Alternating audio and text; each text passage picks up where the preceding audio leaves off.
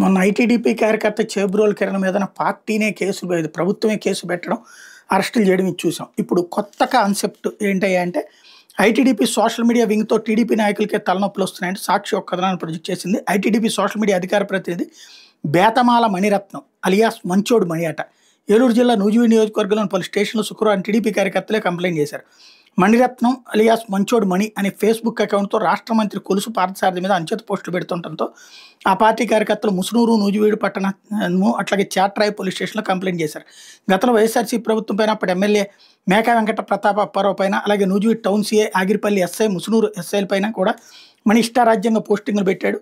మణికి ఒక మాజీ ఎమ్మెల్యే, ఒకరిద్దరు ఎమ్మెల్యేలు సపోర్ట్ ఉందని ప్రచారం జరుగుతుంది. నేడు రేపు అతను అరెస్ట్ చేసే అవకాశం ఉన్నట్టు తెలుస్తోంది అన్నట్టు. ఇక్కడ బేసిక్గా ఏంటంటే పార్థసారథిని ఇంకా తెలుగుదేశం పార్టీలో స్థానిక నాయకులు అంగీకరించట్లేదు. వైసీపీ నుంచి రావడం, అకస్మాత్తుగా డైరెక్ట్గా గెలిచేసేయడంతో తట్టుకోలేకపోతున్నారు.